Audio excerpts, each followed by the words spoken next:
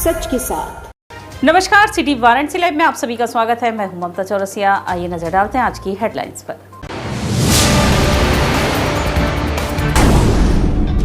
दशाश्वमेध घाट पर प्रणाम वंदे मातरम समिति द्वारा देशभक्तों के लिए किया गया तर्पण का कार्यक्रम। संत उत्कलानंद कॉन्वेंट स्कूल में छत्रपति शिवाजी के जीवन पर आधारित विभिन्न प्रतियोगिताओं का हुआ आयोजन।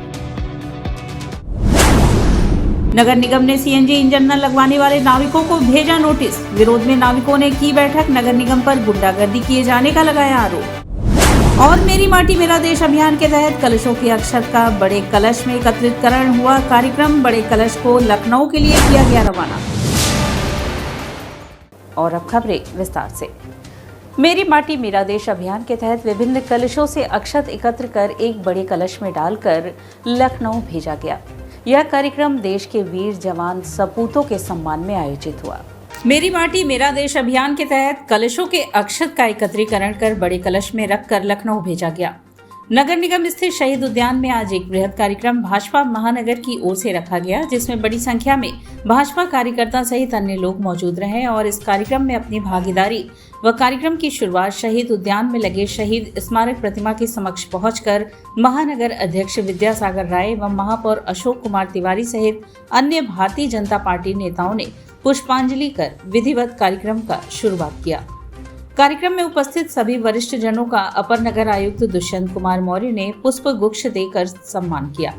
इसके पश्चात उपस्थित छात्राओं द्वारा देशभक्ति के धुन पर रंगारंग कार्यक्रम प्रस्तुत किया गया तथा सभी वरिष्ठ लोगों ने वहां रखे कलश में पूरे नगर एवं ग्रामीण अंचल से इकट्ठे किए गए अक्षत एवं मिट्टी को एक कलश में डाला गया और इसके बाद इसको लखनऊ भेजा जाएगा और उसके पश्चात दिल्ली कलश जाएगा। यह कार्यक्रम आजादी के अमृत महोत्सव एवं देश के वीर जवानों को समर्पित करके किया जा रहा है। हर घर से हमारे कार्यकर्ता, हमारे लोग, हमारे पार्टी के तबला वादक हैं, बहुत मंचों पर अपनी प्रस्तुतियां आपने दी हैं और आपने काशी हिंदू विश्वविद्यालय से यहाँ पर चावल लिया है और उनको कलेक्ट करके बहुत सारे वाद्य आपको यहाँ पर दिख रहे होंगे, हम लोगों ने जमा किया है और यहाँ से सामने एक देखिए कलश सबसे बना पहले करके है मृदंगम, उसके बाद के माध्यम से ये प्रदेश में भेजा जाएगा और इसी तबले तरह की से प्रस्तुति और ये सभी वाद्य मिलकर क्या खूबसूरत समा इस मंच पर बांधेंगे। तो हम और आप मिलकर देखेंगे कार्यक्रम का आगाज आप हंस ध्वनि से करेंगे। संदेश देने का कार्यक्रम ये हम लोगों ने जवानों को के प्रति जो है नमन करने का ये कार्यक्रम हमारी सरकार ने, हमारे संगठन ने इसको किया। महापौर अशोक कुमार तिवारी ने कहा कि आज वाराणसी में यह कार्यक्रम मनाया जा रहा है जो संगठन द्वारा संचालित है। क्योंकि हम आजादी का 75वां अमृत महोत्सव मना रहे हैं, ऐसे में संगठन का प्रत्येक सदस्य हर वार्डों के हर घरों में, गांव में जाकर लोगों से अक्षत इकट्ठा किए हैं और यह उन वीर जवान सपूतों के सम्मान में कार्यक्रम मनाया जा रहा है जो हमारी सीमा की सुरक्षा करते हैं। उन्हीं की वजह से आज हम भी सुरक्षित हैं। आजादी का 75वां जो अमृत महोत्सव हम मना रहे हैं, उसमें मेरी माटी मेरा देश जो भारतीय जनता पार्टी संगठन ने तैयार किया है, हम उन वीर सपूतों को याद कर रहे हैं जो सीमा पर हमारे रहते हैं, जो देश से प्रेम करते हैं और आज हम अगर सुरक्षित हैं उन्हीं के कारण सुरक्षित हैं। उन्हीं की याद में आज संगठन के द्वारा ये बनारस में ये कार्यक्रम निर्मित किया गया है कि इसमें कि प्रत्येक गाँव में, प्रत्येक वार्डों में, प्रत्येक घरों में हमने उनसे जाके अक्षत के रूप में चावल और मिट्टी लेके हमने प्रत्येक घरों से उसको इकट्ठा किया है और उसी के परिप्रेक्ष्य में आज ये कार्यक्रम है। दशाश्वमेध घाट पर प्रणाम वंदे मातरम समिति द्वारा देशभक्तों के लिए तर्पण कार्यक्रम का आयोजन हुआ। बुधवार को सुबह दशाश्वमेध घाट पर प्रणाम वंदे मातरम समिति द्वारा पितृपक्ष पखवाड़े में पंडित किशुन पांडे जी के आचरत्व में ब्राह्मणगण द्वारा मंत्रोच्चार के साथ दशाश्वमेध घाट पर देश की स्वतंत्रता में सर्वस्व न्योछावर कर देने वाले क्रांतिवीरों के लिए तर्पण कार्यक्रम आयोजित किया गया, जिसमें देश की स्वतंत्रता संग्राम में अपने प्राणों की आहुति देने अनेक क्रांतिवीरों के जैसे बिरसा मुंडा जी, मंगल पांडे जी, नीरा आर्या, रानी लक्ष्मीबाई जी, चाफेकर, बंधु सरदार उधम सिंह जी, आजाद जी, भगत सिंह, राजगुरु सुखदेव, सावरकर जी, नेताजी सुभाष चंद्र बोस, खुदीराम बोस, सूर्य सेन जी जैसे अनेक अज्ञात क्रांतिवीरों के लिए पिंडदान, तर्पण, पूजा पाठ कर ईश्वर से उन आत्माओं की शांति की प्रार्थना कर उन महान आत्माओं को नमन कर भारत की सुख, शांति, समृद्धि की कामना का आशीर्वाद मांगा गया। कार्यक्रम का नेतृत्व अध्यक्ष अनूप जायसवाल व संचालन धीरेन्द्र शर्मा ने किया। धन्यवाद ओम प्रकाश यादव बाबू ने किया। कार्यक्रम में मुख्य रूप से आदित्य गोयनका, सिद्धनाथ गौड़, अलगू शंकर जायसवाल, सुनील शर्मा, विजय कृष्ण मिश्र, धर्मचंद केसरी, समीर जायसवाल, प्रकाश मिठाईलाल यादव, अम्बरीश जायसवाल, मंगलेश जायसवाल, मनीष चौरसिया, कन्हैया सेठ, सुजीत गुप्ता, दीपक जायसवाल, अनूप गुप्ता, जय किशन गुप्ता, आकाश जायसवाल आदि लोग उपस्थित थे। अपने क्रांतिवीरों का तर्पण अर्पण पिंडदान करके उनको नमन किया है, वंदन किया है, क्योंकि हमारे जो पूर्वज परिवार के लोग होते हैं वो हमारे लिए हित सोचते हैं, अच्छा सोचते हैं, इसलिए हम उन्हें हर पितृपक्ष में याद करते हैं, नमन करते हैं, वंदन करते हैं। ये हमारे देश के ऐसे महापुरुष हैं जिसने पूरे देश के लिए उनका जीवन कैसे सुखमय हो, अच्छा हो, उन्नतिकारक हो, इसके लिए अपने प्राणों की आहुति दी। इस कारण हम सब प्रणाम वंदे मातरम समिति के बैनर तले यहाँ पर पिंडदान, तर्पण, अर्पण, तिलांजलि दे करके उनको नमन किए, वंदन किए कि ईश्वर जहाँ भी हो उनके अपने चरणों में स्थान दे और भारत की सुख समृद्धि में वो निरंतर अपना आशीर्वाद बनाए रखें।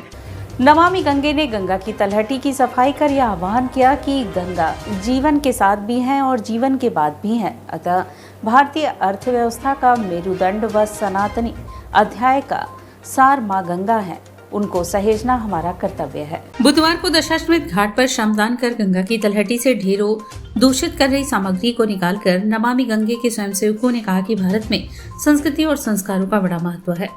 हमारी सनातन संस्कृति संस्कारों पर आधारित है। माँ गंगा सनातनी संस्कृति की जीवन रेखा है। गंगा स्वयं में एक संस्कार है, भारतीय अर्थव्यवस्था का मेरुदंड और भारतीय अध्यात्म का सार है माँ गंगा। इन्हें मैला न करें। दशाश्वमेध घाट के पौराणिक गंगा तट से शीशे की तस्वीरें, कपड़े, पॉलिथीन से भरा पूजन सामग्रियां इत्यादि निकालकर कूड़ेदान तक पहुंचाने के पश्चात काशी क्षेत्र के संयोजक राजेश शुक्ला ने कहा कि गंगोत्री से गंगा सागर तक गंगा के तट पर अनेक तीर्थ हैं।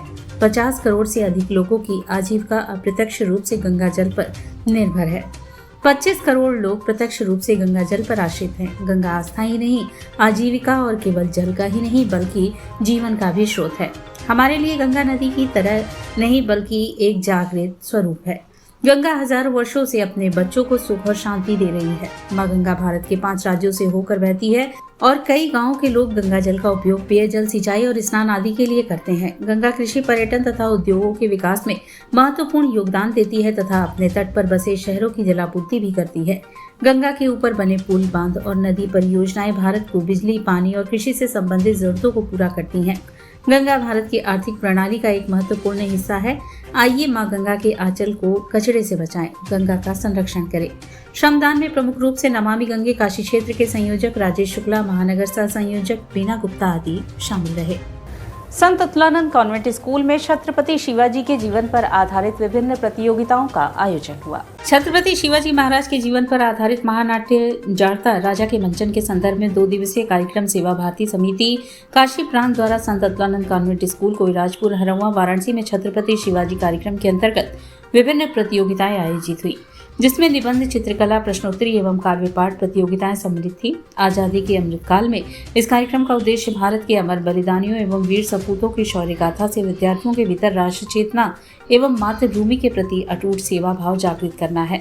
इस परिप्रेक्ष्य में शिवाजी महाराज के चारित्रिक वैशिष्ट्य से विद्यार्थी न केवल परिचित हुए अपितु उन्होंने अपनी संस्कृति एवं जीवन मूल्यों को आत्मसात करने का संकल्प लिया। प्रतियोगिता में मुख्य अतिथि डॉक्टर अनिल किंजवाडेकर जी एवं विशिष्ट अतिथि एवं निर्णायक मंडल के रूप में राम सुधार सिंह, डॉक्टर अनीता सिंह, रजत कुमार पांडे पुलक उपस्थित अपूर्व ऊर्जा का स्रोत रही। इस प्रतियोगिता में वाराणसी के विभिन्न प्रतिष्ठित विद्यालयों ने अलग अलग वर्गों में उत्साहपूर्वक प्रतिभाग किया एवं विजेता घोषित हुए। इस क्रम में बुधवार को पुरस्कार वितरण समारोह का विद्यालय के इंद्रधनुष सभागार में किया गया, जिसमें प्रख्यात कथावाचक पूज्य शांतनु महाराज के वरद हस्त के साथ साथ अनिल ओक जी के आगमन ने परिसर को दिव्य आभा से आलोकित कर दिया। शांतनु महाराज ने अपने उद्बोधन में जाड़ता राजा अर्थात दूरदर्शी राजा के जीवन एवं संस्कार को रोचक कथा के माध्यम से विद्यार्थियों के लिए सरल एवं रुचिकर तरीके से समझाया एवं उनके आदर्शों को अपने जीवन से अंगीकार करने हेतु दृढ़ संकल्प किया। विशिष्ट अतिथि अनिल ओक ने कहा कि शिवाजी के शौर्य एवं जीवन गाथा पर लिखी अपनी ओजस्वी कविता के माध्यम से दर्शक दीर्घा में बैठे सभी गणमान्य जन एवं विद्यार्थियों को उनके जीवन चरित्र से अवगत कराते हुए सभी के भीतर राष्ट्रीय चेतना एवं मातृभूमि के प्रति समर्पण की भावना से ओजस्वित किया। प्रधानाचार्य डॉक्टर नीलम सिंह ने पधारे सभी गणमान्य एवं विशिष्ट जन का स्वागत करते हुए सभी के प्रति आभार एवं कृतज्ञता ज्ञापित की। संस्था सचिव राहुल सिंह ने अपने उद्बोधन में कहा कि जड़ता राजा का व्यक्तित्व और उनका शौर्य वर्णन एवं गौरवशाली पथ प्रदर्शक के रूप में विद्यार्थी जीवन को चिरकाल तक आलोकित करता रहेगा। कार्यक्रम का संचालन जितेंद्र पांडे के कुशल नेतृत्व में इफ्रा सानिया एवं भाव्या सिंह द्वारा किया गया। जो इतिहास से भटकता है वो इतिहास के पन्नों में कलंक हो जाता है। इसलिए भारतीय समाज, सनातनी समाज अपने इतिहास को, गौरवशाली इतिहास को, जाज्वल्यमान इतिहास को जान सके। हमारे कौन आदर्श थे, हमारे नेता थे जिन्होंने इस देश की रक्षा के लिए, मातृभूमि की रक्षा के लिए, सीमाओं की रक्षा के लिए, धर्म की रक्षा के लिए अपने प्राण न्यौछावर कर दिए। तो यह सारे जो प्रयास है, वो जड़ता राजा नाटक हो, शौर्य गाथाएं हो, वह इस प्रकार के महापुरुषों की जीवनी, नाटक, काव्य पाठ, लेखन, भाषण प्रतियोगिताएं हो, वह सब इसी निमित्त से हैं ताकि हम वास्तव में अपने गौरवशाली इतिहास परंपराओं को जान सकें। महात्मा गांधी काशी विद्यापीठ में मेरी माटी मेरा देश अमृत कलश यात्रा के तहत कलश सजाने का कार्यक्रम आयोजित हुआ। ललित कला विभाग, महात्मा गांधी काशी विद्यापीठ एवं ललित कला अकादमी क्षेत्रीय केंद्र लखनऊ के संयुक्त तत्वाधान में मेरी माटी मेरा देश अमृत कलश यात्रा के अंतर्गत बुधवार को विभाग में 21 कलाकारों द्वारा कलश सजाने का कार्यक्रम सम्पन्न हुआ। कार्यक्रम में सुधा कुमारी ने वीर सपूत राजगुरु भगत सिंह एवं सुखदेव का कलश पर चित्र बनाया। स्वर्णिम राज ने झारखंड के आदिवासी चित्र सोहराई शैली को दर्शाया। वहीं दीपांजी सिंह ने वर्ली पेंटिंग का निर्माण किया। इसी क्रम में सांभवी सिंह ने आज़ादी के अमृत महोत्सव को मेरी माटी मेरा देश विषय पर आधारित चित्रों का निर्माण किया। तो जय गुप्ता ने दुर्गा पूजा को लेकर चित्रों में रंग भरकर अपनी अभिव्यक्ति को साकार किया और कलाकारों ने लोक कला, मिनिएचर पेंटिंग, गांव का दृश्य, गांव का किसान, गांव में चाक चलाते कुंभार, अशोक चक्र, राष्ट्रीय झंडा, अन्य विषयों पर चित्रों पर आकर देने का प्रयास किया।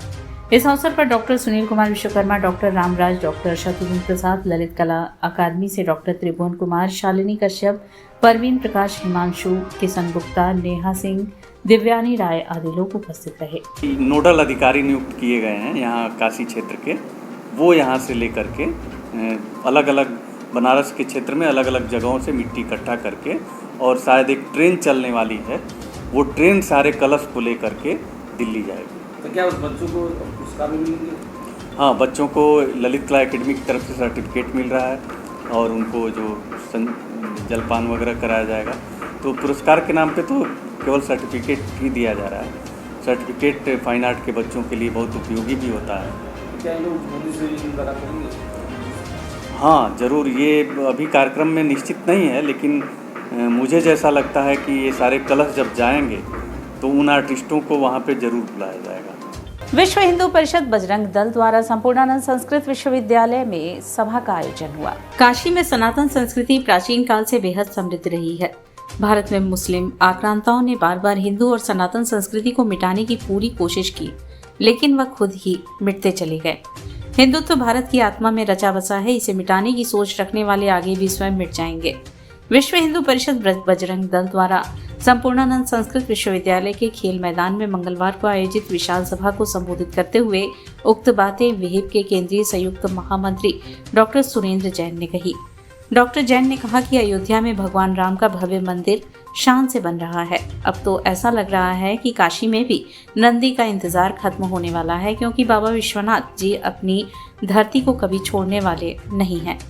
उन्होंने कहा कि यह दुर्भाग्यपूर्ण है कि कुछ हिंदू विरोधी हमसे पूछते हैं कि आखिर हिंदुत्व या सनातन कितनी पुरानी संस्कृति है, तो उनकी मूर्ता पर हंसी आती है।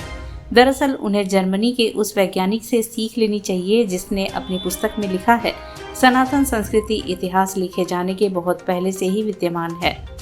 उन्होंने कहा कि हिंदू समाज को इजराइल में आतंकी संगठन हमास के हमले से भी सीख लेनी होगी। ऐसे लोग कभी भी आपके लिए भी गंभीर खतरा उत्पन्न कर सकते हैं, इसलिए सर्वदा सतर्क और संगठित रहिए।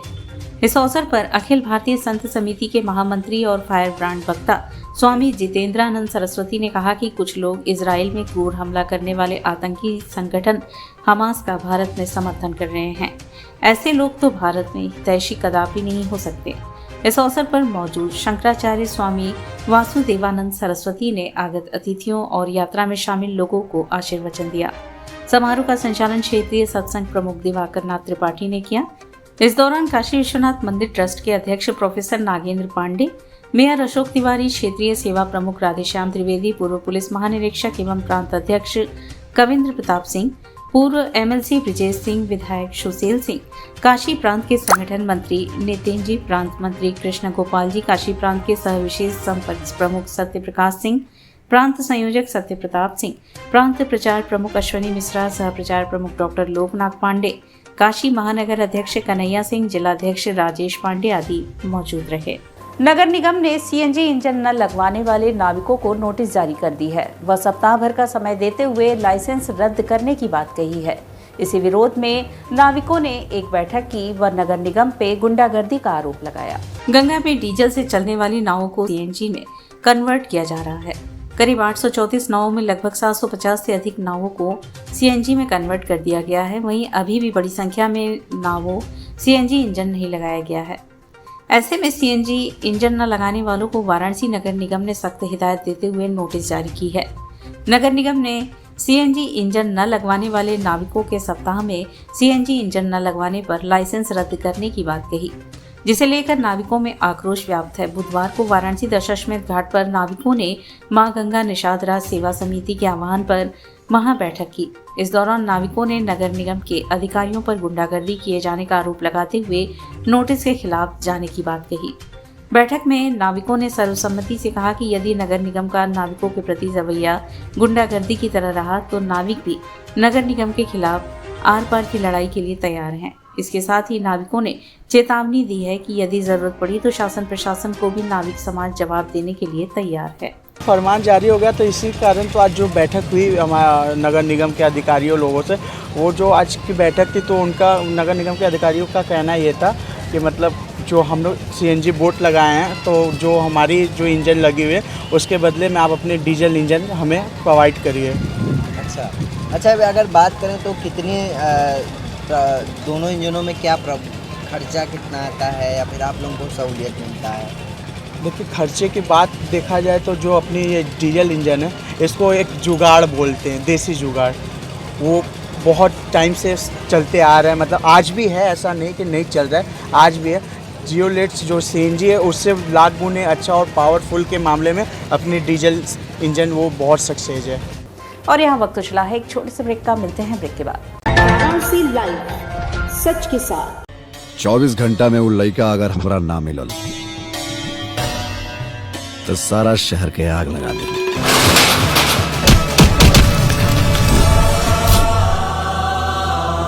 मन के भंवरा जेएमएस प्रस्तुत Shanti production script, producer Subhash Yadav.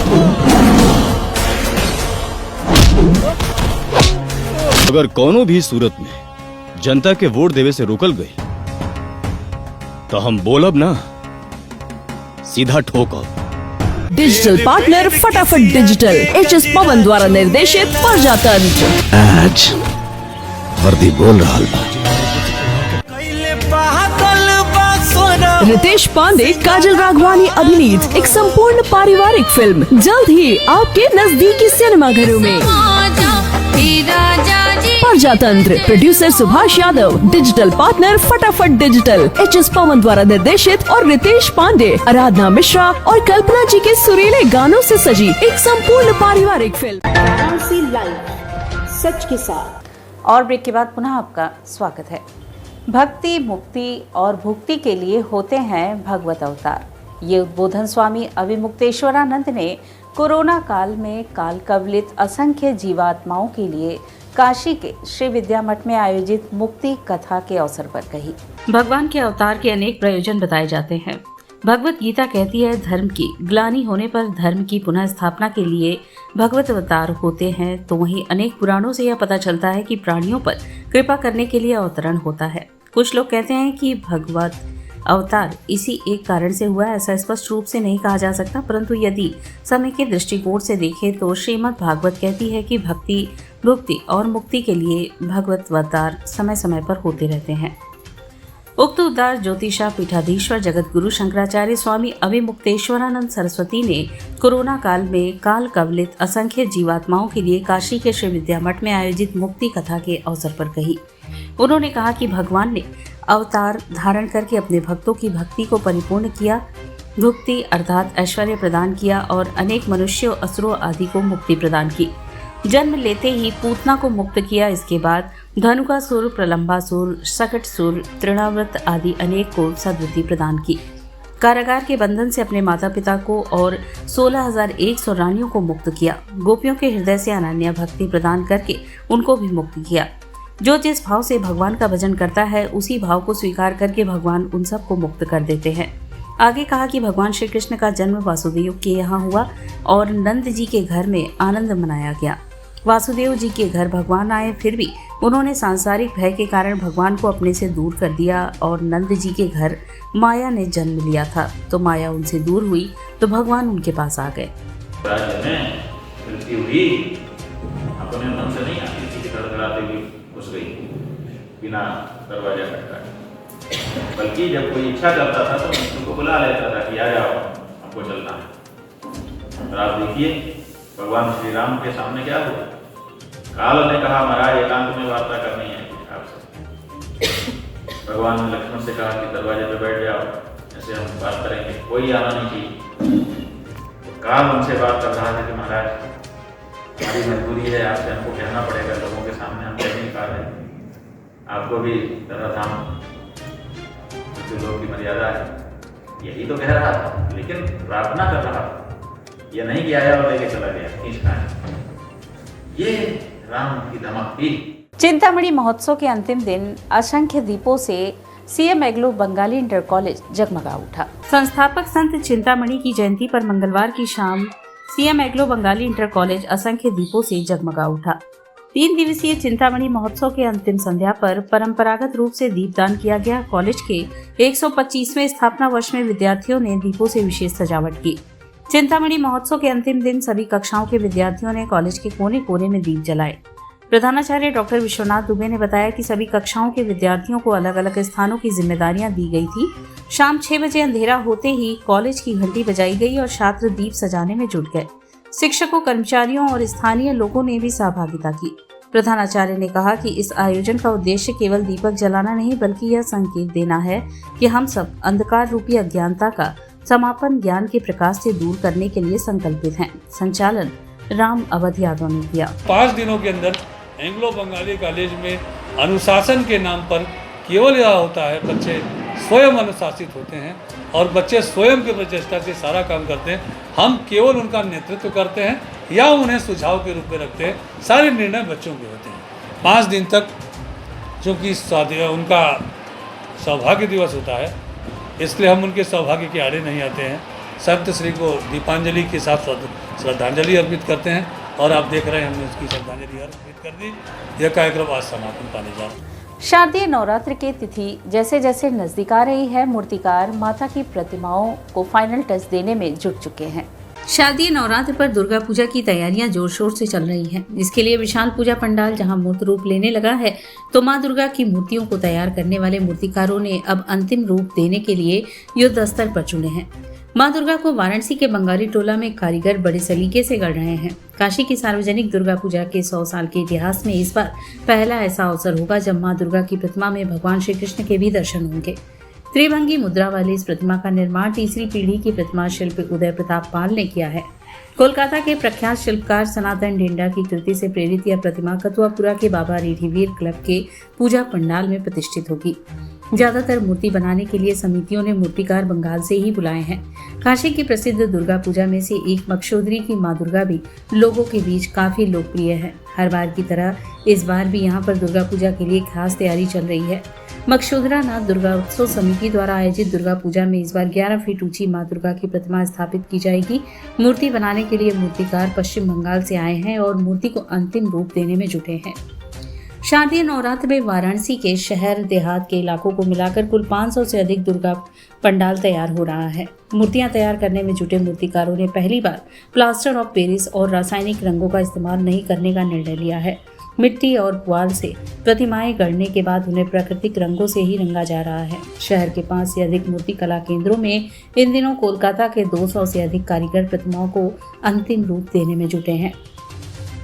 Bengali टोला क्षेत्र के मूर्तिकार चितरंजन पाल ने कहा कि पिछले वर्षों की अपेक्षा अब मूर्तियों के ऑर्डर कम आने लगे हैं। उन्होंने इसकी वजह बताई कि गंगा में मूर्तियों के विसर्जन पर रोक है, इसलिए लोग कम मूर्ति बैठा रहे हैं। उन्होंने कहा कि जहां पहले हम लोग 100 मूर्ति तैयार करते थे, अब 30 से 35 मूर्ति के ही ऑर्डर आते हैं।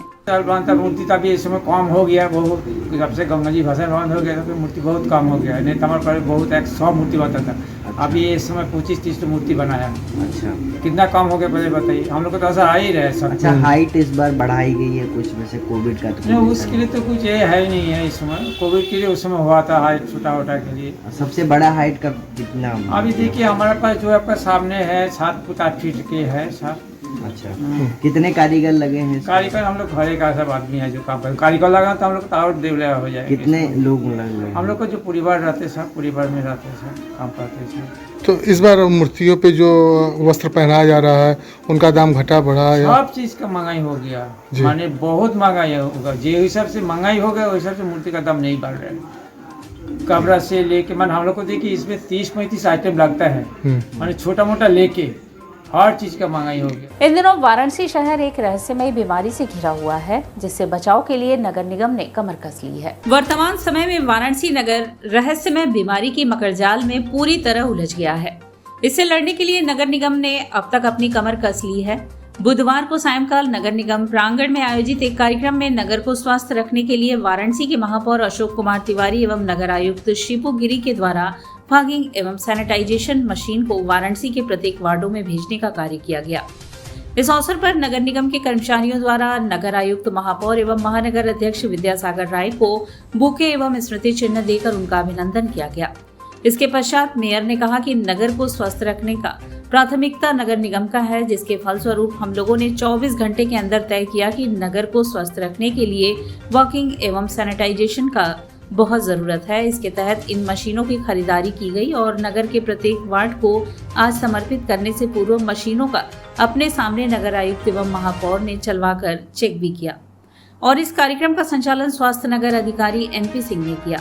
पूरे शहर में एक वायरल का जो चला हुआ, प्रत्येक वार्ड में मिला था, प्रत्येक घर में कोई ना कोई बीमार है। ये लोगों के मन में है डेंगू, लेकिन डेंगू नहीं है। फिर भी हम लोगों ने एक योजना बना के, कार्यक्रम बना के प्रत्येक वार्डों में छिड़काव के लिए 100 वार्डों में 6 घंटा से 8 घंटा छिड़काव होगा। 100 मशीनें हम लोग मंगा, हर वार्ड के लिए एक मशीन है। हमारी जो 35-40 मशीनें वो भी 2-3 दिन के अंदर आ जाएगी। हमारे पास 125 से 30 मशीनें उपलब्ध रहेंगी। एक हफ्ते का विशेष अभियान चलाया जा रहा है, जो कि हर वार्डों में कोई भी ऐसा गली नहीं बचेगा, कोई ऐसा मोहल्ला नहीं बचेगा जहाँ छिड़काव न हो। कैंट रेलवे स्टेशन के बेड़े में एक और फुट ओवरब्रिज शामिल करने की तैयारी है, जो FOB के नाम से जाना जाएगा। कैंट रेलवे स्टेशन के बेड़े में एक और फुट ओवरब्रिज शामिल करने की तैयारी है। इसे चौथे FOB के नाम से जाना जाएगा। खास यह है कि साधारण सीढ़ियों के अलावा सभी प्लेटफॉर्म के लिए लिफ्ट और स्वचालित सीढ़ी भी निकाले जाएंगे। प्रस्तावित नए फुट ओवरब्रिज निर्माण की योजना को लेकर DRM के निर्देश पर एक समिति का गठन किया गया है। इसमें शामिल इंजीनियरिंग सहित अन्य विभागों के पर्यवेक्षक 1 सप्ताह के अंदर सर्वेक्षण रिपोर्ट सौंपेंगे। कैंट स्टेशन पर एक और फुट ओवरब्रिज बनाने का प्रस्ताव है। यात्रियों की सुविधा के मद्देनजर इसकी चौड़ाई 10 मीटर होगी। लखनऊ छोर पर प्रस्तावित यह ओवरब्रिज पावर केबिन के पास से उड़कर द्वितीय प्रवेश द्वार तक जाएगा। नए मानकों के अनुरूप इसकी ऊंचाई तय की गई है। नीचे से 15 लाइन निकलने की क्षमता होगी। सबसे महत्वपूर्ण बात यह है कि साधारण सीढ़ियों के अलावा फुट ओवरब्रिज से सभी प्लेटफॉर्म के लिए एक्सीलेटर भी निकाले जाएंगे। कैंट स्टेशन पर वर्तमान में जो 3 फुट ओवरब्रिज है, इसमें से एक फुट ओवरब्रिज जो FOB 1 है, इसकी डिसमेंटलिंग प्लान हो रही है। तो इसकी जगह पर लखनऊ दिशा में एक नए फुट ओवरब्रिज की आवश्यकता महसूस की जा रही है, क्योंकि हमारे प्लेटफॉर्म जो 6-7 है, प्लेटफॉर्म 8-9 की लंबाई बढ़ाई गई है लखनऊ दिशा में। तो एक आवश्यकता महसूस की जा रही है कि जो यात्री ने प्लेटफॉर्म्स पर उतरेंगे उनके लिए एक नया फुट ओवरब्रिज होना चाहिए। इस विषय में एक फिजिबिलिटी स्टडी की जा रही है। हमारे सुपरवाइजर्स उन्होंने कल एक फिजिबिलिटी स्टडी की है कि हम किस लोकेशन पर एक नया फुट ओवरब्रिज प्लान कर सकते हैं, ताकि जो यात्री उतर रहे हैं उनको फिर लंबा चल के दूसरे हमारे FOB 2 या 3 पर न जाना पड़े। स्टेशन की लंबाई ज़्यादा है, तो उसमें क्या क्या सुविधा रहेगी यात्रियों के लिए? देखिए, जो स्टैंडर्ड फुट ओवरब्रिज होते हैं जो नए बन रहे हैं उस हिसाब से रहेंगे। उनकी चौड़ाई काफ़ी रहेगी, 8 से 10 मीटर की चौड़ाई रहेगी उसकी, और सभी प्लेटफॉर्म पर लैंडिंग रहेगी, एस्केलेटर वगैरह रहेंगे उस पर। लिफ्ट की भी सुविधा रहेगी। लिफ्ट की भी सुविधा रहेगी। पुराने के बदले नई FOB दरअसल नई परियोजना की सौगात पुराने फुट ओवरब्रिज के बदले दी जा रही है। मुख्य भवन से द्वितीय प्रवेश द्वार को जोड़ने वाले पुराने फुट ओवरब्रिज की मियाद पूरी हो चुकी। काफी पहले ही इसका 50 वर्षों का जीवन काल समाप्त हो गया है, जबकि इसकी चौड़ाई महज 6 मीटर है। वहीं प्लेटफॉर्म की बढ़ी ऊंचाई और OHE लाइन बिछाने के कारण लंबे अरसे से नए फुट ओवरब्रिज की आवश्यकता है। इस वक्त हम खड़े हैं कैंट रेलवे स्टेशन पे और बता दें आपको कि यहाँ पे 1 सितंबर से कैंट रेलवे स्टेशन का यार्ड रिमॉडलिंग का काम चल रहा था, जिसमें कई प्लेटफार्मों की लंबाई बढ़ाई गई है और इसके साथ ही साथ 2 नए प्लेटफार्म और जोड़े जा रहे हैं। अब कैंट रेलवे स्टेशन पे जहाँ 9 थे, अब उसके बजाय 11 प्लेटफार्म हो जाएंगे। इसको देखते हुए यहाँ पे अब कई ट्रेनें ज़्यादा चलेंगी, तो यात्रियों का भीड़ बहुत ज़्यादा बढ़ना स्वाभाविक है। इसको लेकर रेलवे प्रशासन एक बातचीत कर रही है कि एक और foot over bridge Varanasi cantt railway station को दिया जाए, जिसमें नॉर्मल सीढ़ी होंगी, एक्सीलेटर सीढ़ी होंगी और लिफ्ट लगे रहेंगे, ताकि जो यात्री हैं उनको आने जाने में कोई दिक्कत न हो, समस्या न हो। तो यात्रियों को ध्यान में रखते हुए कैंट रेलवे स्टेशन और रेलवे प्रशासन कई महत्वपूर्ण कदम उठा रही है। कैमरा पर्सन के साथ मैं Pankaj Mishra, city channel Varanasi. Centre for wellness मनोविज्ञान विभाग काशी विद्यापीठ द्वारा मानसिक स्वास्थ्य शिविर का आयोजन हुआ। महात्मा गांधी काशी विद्यापीठ के मनोविज्ञान विभाग की स्थापना से वर्तमान तक में पहली बार प्रोफेसर रश्मि सिंह की अध्यक्षता में सेंटर फॉर वेलनेस के द्वारा 2 दिवसीय मानसिक स्वास्थ्य शिविर का आयोजन किया गया। वर्तमान में सेंटर फॉर वेलनेस के अंतर्गत कुल 3 सेल यथा counselling cell, music therapy cell एवं डिजिटल वेलनेस सेंटर का संचालन शुरू हो गया है। डिजिटल वेलनेस सेंटर का उद्घाटन कुलपति के कर कमरों द्वारा किया गया। इस 2 दिवसीय शिविर में विश्वविद्यालय के शिक्षकों, कर्मचारीगण और विद्यार्थियों को सभी सेल सेंटर के समन्वयकों, मनोविज्ञान विभाग के PG डिप्लोमा के छात्र तथा नई सुबह संस्थान के RCI अप्रूव छात्र द्वारा मनोवैज्ञानिक मूल्यांकन, परामर्श, मनोचिकित्सा एवं संगीत चिकित्सा आदि सेवाएं प्रदान की जा रही हैं। उद्घाटन सत्र में कुलपति ने मनोविज्ञान विभाग का उत्साहवर्धन करते हुए कहा कि शैक्षणिक एवं शोध कार्यों के साथ साथ मनोसामाजिक सेवाएं भी लोगों तक पहुंचाने का कार्य मनोविज्ञान विभाग कर रहा है और यह आश्वासन भी दिया कि प्रशासन द्वारा विभाग को पूरा सहयोग दिया जाएगा। स्वागत भाषण विभाग अध्यक्ष प्रोफेसर रश्मि सिंह द्वारा दिया गया तथा कार्यक्रम का संचालन ईवा सेठ और प्रज्ञा चतुर्वेदी द्वारा किया गया। पेरेंट्स की बढ़ती अपेक्षाएं और ये बढ़ती कम्पिटिटिवनेस में कई बार हम लोग ये भूल जाते हैं कि बच्चों की भी अपनी समस्याएं हैं और हमें ये तो दिखता है कि हमारे बच्चे को क्या करना चाहिए या हमारे दूसरे जो कर्मचारी हैं या अध्यापक हैं उनको क्या करना चाहिए, ये तो हमारे संज्ञान में रहता है। लेकिन हम ये भूल जाते हैं कि इस बीच में उस बच्चे के साथ या उस अध्यापक के साथ या उस कर्मचारी के साथ क्या बीत रही। इसी चीज़ को समझने के लिए हमने ये वेलनेस कैंप का आयोजन किया है। इसमें हमारे अध्यापकों, कर्मचारियों और स्टूडेंट्स सभी का मानसिक स्वास्थ्य परीक्षण किया जाएगा। और इसी के साथ सिटी वाराणसी लाइव का यह प्रसारण यहीं समाप्त होता है। ममता चौरसिया को दे इजाजत। नमस्कार।